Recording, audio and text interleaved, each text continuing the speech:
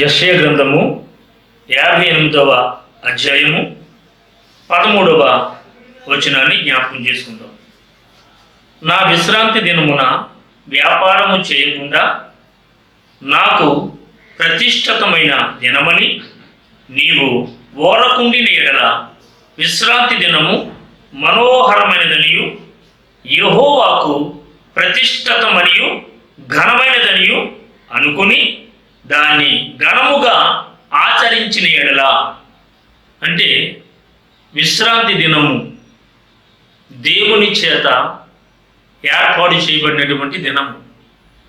ఆ విశ్రాంతి దినమును మనోహరమైనటువంటి దినముగాను, ఘనమైనటువంటి దినముగాను, ప్రతిష్ఠితమైనటువంటి దినముగాను మనం ఎంచుకోవాలి. కానీ క్రైస్తవులుగా అన్ని దినాలు అనగా అన్ని వారాలు కూడా ఒకే రీతిగా మనము ఏర్పాటు చేసుకుంటూ ఉన్నాం. అంటే విశ్రాంతి దినము యూదుల యొక్క ఆచార ప్రకారముగా చూస్తే శనివారము విశ్రాంతి దినమని బైబిల్ తెలియజేస్తుంది.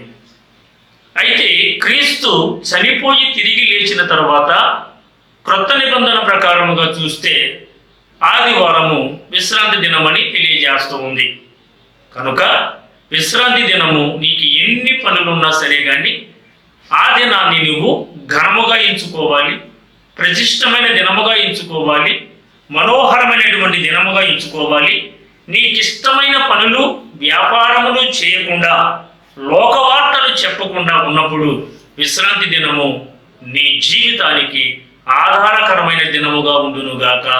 దేవుడు తన పరిశుద్ధ వాక్యము మనందరి వినికిల్లో దీవించునుగాక. ఆమేన్.